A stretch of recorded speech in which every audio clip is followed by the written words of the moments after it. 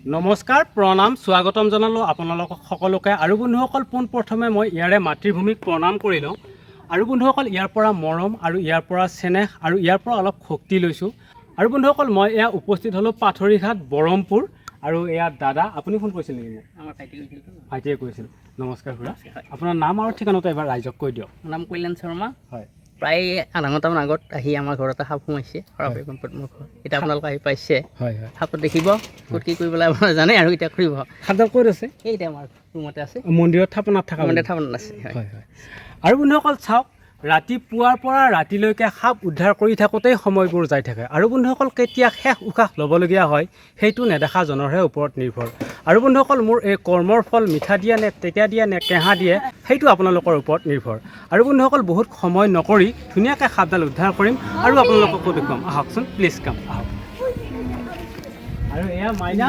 মইনা ভালে আছা এইটো আমাৰ সৰু বুন্দিয়া নমস্কাৰ দিয়া তোমাৰ নামটো কৈ দিয়া নমস্কাৰ মোৰ নাম হৃদীপ্ৰদ শৰ্মা ধুনীয়া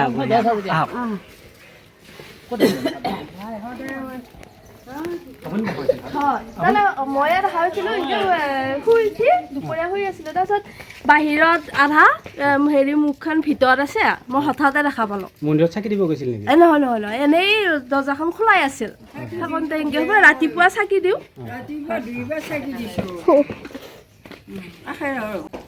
আৰু বন্ধুসকল চাওক এয়া মন্দিৰৰ থাপনা আৰু ইয়াতে সেই সাপডাল সোমাই আছে আৰু এতিয়া আমি ধুনীয়াকৈ সেই সাপডাল উদ্ধাৰ কৰিম আৰু আপোনালোককো দেখুৱাম চাওকচোন বাৰু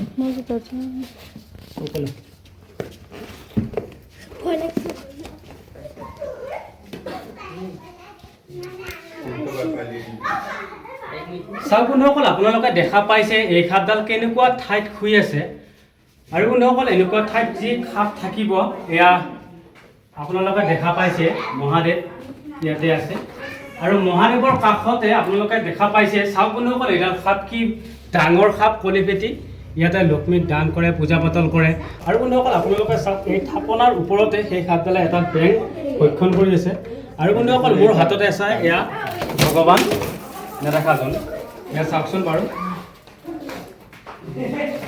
আৰু আপোনালোকক বহুত বহুত ধন্যবাদ জনাইছোঁ কাৰণ আপোনালোকে এই সাপডাল নামাৰি ধুনীয়াকৈ মোক ফোন কৰিছে ময়ো আহিলোঁ এই সাপডাল লৈ যাই ধুনীয়াকৈ জংঘলত এৰি দিম কাৰণ এইবিলাক বস্তু মহাদেৱৰে সৃষ্টি বস্তু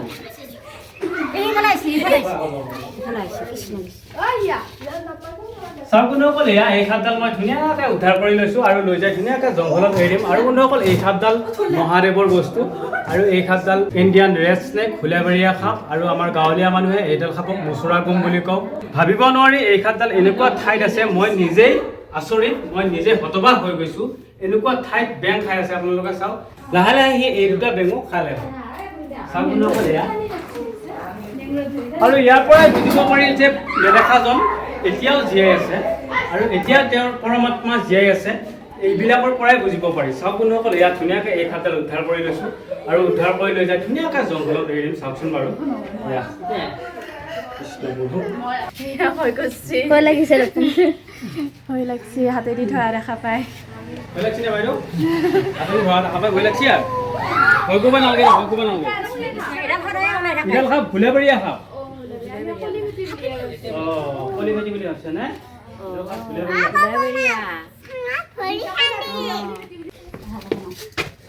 তত জীৱ তত শিৱ আৰু এওঁটো যি ঠাইত আছে আৰু তেওঁৰ কাষতে আকৌ এওঁ আছে আকৌ নহয় বাৰু গতিকে যত জীৱ তত শিৱ আৰু শিৱৰ কাষতে আকৌ এওঁ আছে আকৌ ৰখি খাদ্য খায় হয় হয় হয় আপোনাৰ ঘৰ ক'ত ঘৰ ক'ত আপোনাৰ মোৰ ঘৰ হৈন খোজা খুৰা ফোন নম্বৰটো আমাক দি যাবচোন আপোনাৰ ভিডিঅ' চাই বাৰু হেৰি তুমি চোৱা বঢ়িয়া ভিডিঅ' চাওঁ আমি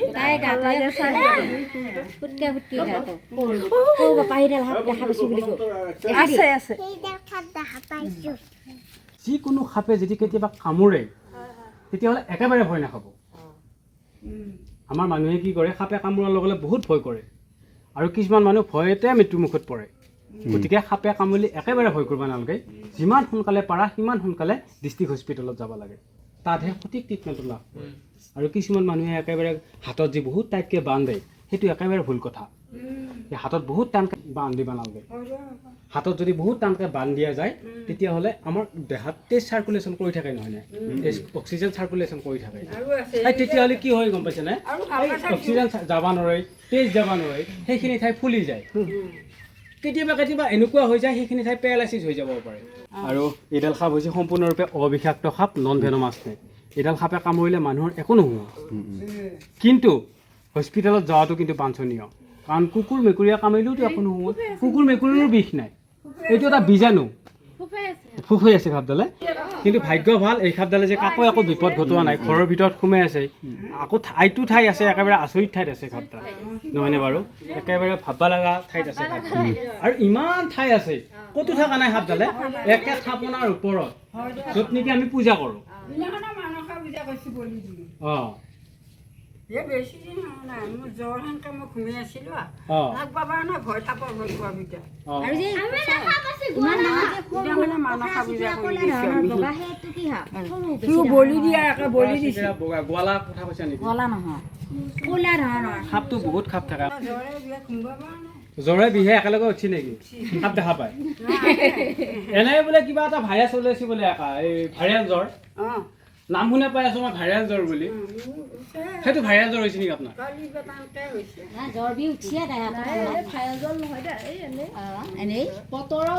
আৰু আমাৰ মাজত আছে মৃদুল। এয়া মৃদুল, কি কবি ৰাইজক? এই বাপ বেলেগ একো নাই, এইটো কাৰণে ভাল লাগছে যে সাপডাল নামাৰি পেলাই এই সাপ মানে আমাৰ সাপডাল উদ্ধাৰ কৰিব লাগে সম্বন্ধ মাতছি, সেইটো কাৰণে ভাল লাগছে। আৰু আমাৰ এইখিনি অঞ্চলৰ মানুহে যাতে সকলোৱে যোগাযোগ কৰে, যাতে আমাৰ সন্মুখতে নাম্বাৰটো আছেই, বঢ়িয়াকৈ চবে মানে সাপডাল মাত্ৰ উদ্ধাৰ কৰিব লাগে, সেইটো লাগে। আৰু মাৰি পটককৈ মাৰিব নালাগে সাপডাল, সেইটোৱে। কাৰণ যত জীৱ তত শিৱ, সেইটোৱে। কাৰণ এইবিলাক বস্তু বাচি থাকিলে আমি মানুহ জাতি বাচি থাকিব পাৰিম। কাৰণ এইবিলাকে বহুত বেং নিগনি এন্দুৰ লগতে ইক'চিষ্টেমটো বেলেঞ্চ কৰি ৰাখে, সেইকাৰণে ই থকাটো বহুতেই প্ৰয়োজনীয়। আৰু লগতে খেতিয়কৰ বন্ধু, কিষাণ মিত্ৰ বুলি কোৱা হয় এই সাপডালক।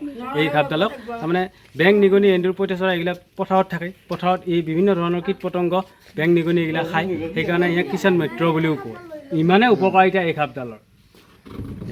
ভালকে ভালকে ৰাখে মানে কি কয়, আশীৰ্বাদ কৰিব ভৱিষ্যতে যাতে আৰু হেৰি কৰিব পৰা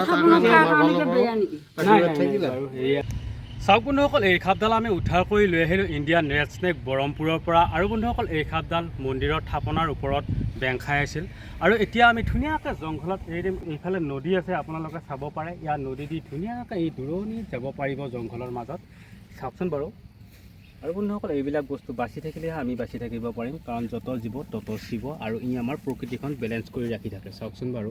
আৰু বন্ধুসকল, এনেকৈ উদ্ধাৰ কাৰ্য চলি থাকিব যদিহে আপোনালোকৰ মৰম চেনেহ সহায় সহযোগিতা পাই থাকোঁ। আৰু যদি চাই ভিডিঅ'টো ভাল লাগিল তেতিয়াহ'লে এই ভিডিঅ'টোৰ তলত এটা হৰ হৰ মহাদেৱ বুলি কমেণ্ট কৰক, লগতে এটা লাইক কৰক।